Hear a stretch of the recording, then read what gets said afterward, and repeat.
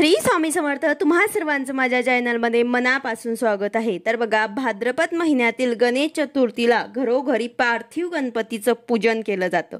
तर आपण सर्वांनी देखील आपापल्या घरात गणपतीचे पूजन केले असेल तर आजच्या व्हिडिओमध्ये घरच्या घरी गणपती बाप्पांचे विसर्जन कसे करायचे आहे, उत्तर पूजा कशी करायची आहे हे मी तुम्हाला आजच्या व्हिडिओमध्ये सांगणार आहे। व्हिडिओ पूर्ण बघा जेणेकरून तुम्हाला संपूर्ण माहिती मिळेल। जर तुम्ही चॅनलवर नवीन असाल तर चॅनलला सबस्क्राइब करायला मात्र विसरू नका आणि व्हिडिओला लाईक करायला मात्र विसरू नका। घरच्या घरी कसे विसर्जन करायचे आहे, उत्तर पूजा कशी करायची आहे हे मी तुम्हाला आजच्या व्हिडिओमध्ये सांगणार आहे। त्याचबरोबर गणपतीचे योग्य पद्धतीने विसर्जन कसे करायचे, पूजन मध्ये वापरलेल्या सर्व साहित्याचे काय करायचे, म्हणजे कलशावरचे नारळ, सुपारी, विडा, फळं हे सर्व साहित्याचे काय करायचे आहे तेच मी तुम्हाला आजच्या व्हिडिओमध्ये सांगणार आहे। व्हिडिओ पूर्ण बघा जेणेकरून तुम्हाला संपूर्ण माहिती मिळेल। जर तुम्ही चॅनलवर नवीन असाल तर चॅनलला सबस्क्राइब करायला मात्र विसरू नका आणि व्हिडिओला लाईक करायला मात्र विसरू नका। तर बघा, जसे गणेश चतुर्थीला गणपती बाप्पांची प्राण प्रतिष्ठेला महत्त्व असतं, तसेच अनंत चतुर्दशीला गणपती बाप्पांची उत्तर पूजा देखील महत्त्वाची असते। अनंत चतुर्दशीला आपण गणपती विसर्जन करतो, पण काही ठिकाणी 1.5 दिवस, काही ठिकाणी 5 दिवस, काही ठिकाणी 7 दिवस, तर काही ठिकाणी 10 दिवस अशा पद्धतीने गणपती बाप्पांचं विसर्जन केलं जातं। पण तुमच्याकडे परंपरेनुसार ज्या दिवशी गणपती बाप्पांचं विसर्जन केलं जातं तर त्याच दिवशी तुम्ही विसर्जन करा। जसं पार्थिव गणेशाची प्राण प्रतिष्ठा करण्याला विशिष्ट पूजा विधी असते, तसेच अनंत चतुर्दशीच्या दिवशी गणपती विसर्जन करण्यापूर्वी पार्थिव गणपतीचं विसर्जन पूजा केली जाते। या दिवशी विधिवत गणरायाला निरोप दिल्याने पुण्यप्राप्ती होत असते, घरात सुख शांती आणि समृद्धी नांदते। तर ज्या दिवशी गणपती बाप्पांचं विसर्जन करणार आहात त्या दिवशी नेहमीप्रमाणे सकाळी लवकर उठायचे आहे, शुचिर्भूत व्हायचे आहे, स्वच्छ स्नान करायचे आहे, तुमची नित्य कामं उरकवून घ्यायचे आहे आणि त्यानंतर गणपतीची उत्तर पूजा करायची आहे।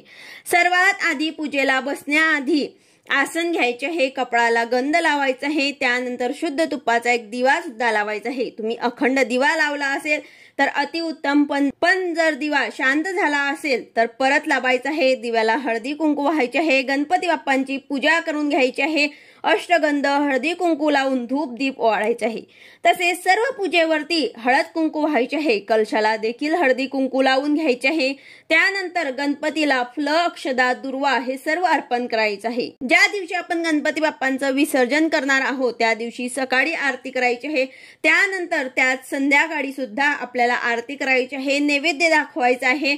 शक्यतो तुम्हाला नैवेद्यामध्ये मोदक बनवायचे आहे। गणपती बाप्पांना मोदक अतिशय प्रिय आहे, त्यामुळेच गणपती बाप्पांच्या पहिल्या दिवशी आणि गणपती विसर्जनाच्या दिवशी तरी आपल्याला मोदक आवर्जून बनवायचे आहे। आता गणपती बाप्पांना धूप दीप ओवाळून झाल्यानंतर गणपतींना 21 मोदकांचा नैवेद्य दाखवायचा आहे। तसेच नैवेद्यासाठी तुम्ही जे पदार्थ बनवले असतील ते सुद्धा तुम्हाला नैवेद्यामध्ये दाखवून घ्यायचं आहे। घरातल्या सर्व सदस्यांनी मिळून गणपती बाप्पांची आरती करायची आहे। आरती झाल्यानंतर सर्वांनी मनोभावे दर्शन घेऊन प्रार्थना करायची आहे। सर्वांनी फुलं अक्षदा वाहून नमस्कार करायचा आहे। त्यानंतर आपण गणपतीची प्राण प्रतिष्ठा केल्यानंतर मूर्तीमध्ये प्राण आणत असतो, तर यामध्ये आपण डायरेक्ट मूर्ती उचलून घेऊ शकत नाही, तर त्याआधी त्यातला आपल्याला देव पण काढायचं असतं। तर सर्वांनी गणपतीचे दर्शन घेतल्यानंतर हातामध्ये थोड्याशा अक्षदा घ्यायच्या आहे आणि गणपतीला प्रार्थना करायची आहे की हे गणराया, गेले 10 दिवस तुम्ही आमच्या घरात होता, आमच्याकडून काही कळत न कळत चूक भूल झाली असेल तर आम्ही मनापासून तुमची क्षमा मागतो। आम्हाला मोठ्या मनाने माफ करा। आमच्याकडून झालेली सर्व वेडी वाकडी सेवा आम्ही तुमच्या चरणी अर्पण करतो। असे तुम्ही 10 दिवस आमच्या घरातले सर्व सुख दुःख पाहिलं तर आमच्या घरातून जाताना सगळं दुःख घेऊन जा आणि आमच्या आयुष्यातलं सुख आमच्यासाठी ठेवा, अशी प्रार्थना करायची आहे। आणि त्यानंतर विसर्जनाचा आपण एक मंत्र म्हणायचा आहे। मला स्क्रीनवरती एक मंत्र दिसत असेल तो तुम्हाला म्हणायचा आहे आणि अक्षदा आपल्याला गणपती बाप्पांच्या डोक्यावर व्हायची आहे। म्हणजे जी आपण प्राण प्रतिष्ठा केलेली असते तर या अक्षदा टाकल्यानंतर त्या मूर्तीतील प्राण निघून जातात। तर जो मंत्र आपण सांगितला आहे त्याचा अर्थ असा होतो, पार्थिव मूर्तीचे गणपतीची मी आजपर्यंत केलेली पूजा सर्व देवगणांनी स्वीकारावी आणि इच्छित कार्यातल्या सिद्धीसाठी अन्नपूर्णा येण्यासाठी आता तुम्ही प्रस्थान करावे असं तुम्ही मराठीत सुद्धा म्हणू शकतात किंवा मग हा मंत्र सुद्धा तुम्ही म्हटला तरी सुद्धा चालेल। या वर्षी येऊन तुम्ही ज्या प्रकारे आमच्या आयुष्यात आनंद दिलास तशाच प्रकारे पुढच्या वर्षीही आमच्या घरी लवकर या आणि आमच्याकडनं आपली सेवा करून घ्या। पुढच्या वर्षीही तुमचं पुनरागमन आमच्या घरी लवकर होऊ दे अशी प्रार्थना करून मूर्ती स्थापनावरून थोडीशी आपल्याला जागेवरच हलवायची आहे। त्यानंतर जे काही आपण निर्माल्य काढणार आहोत तर ते सर्व एकत्र करून जसे दुर्वा, फुलं, कलशातील फुलं, विड्याची पानं हे सर्व साहित्य आपल्याला निर्माल्य करायचं आहे। सर्व गोष्टी आपल्याला विसर्जन करताना पर्यावरणाची सुद्धा काळजी घ्यायची आहे। तर अशा प्रकारे तुम्ही हे निर्माल्य म्हणून टाकायचं आहे किंवा मग आपल्या गार्डन मध्ये एखादा गड्डा खंडून त्यात पुरवायचं आहे। त्यानंतर कलशातील नारळ जे आहे ते ठेवलेलं ते तुम्ही फोडून प्रसाद म्हणून सुद्धा खाऊ शकतात। एखादा गोड पदार्थ बनवून सुद्धा तुम्ही ते खाऊ शकतात। त्यानंतर कलशामधील पाणी 1 रुपया, सुपारी तसेच त्यात एक फूल टाकलेलं असेल ते तुम्हाला पूर्ण घरात थोडं थोडं शिंपडायचं आहे आणि उरलेलं पाणी तुळशी सोडून इतर झाडाला टाकायचं आहे। त्यामधील सुपारी आणि 1 रुपया हे तुम्ही तुमच्या तिजोरीत ठेवू शकतात।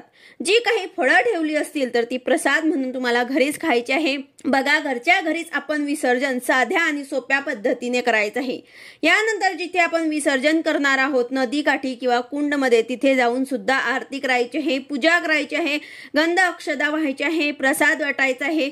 तर अशा पद्धतीने आरती करून झाल्यानंतर हळुवार गणपतीचे विसर्जन करायचं आहे। विसर्जन करताना गणपतीचे तोंड आपल्याकडे नसावं, समोर असावं आणि 2 वेळा आपल्याला पाण्यात बुडून परत 3ऱ्या वेळा आपल्याला गणपती बाप्पांना शेवटच्या वेळेत निरोप द्यायचा आहे आणि सोडून द्यायचं आहे।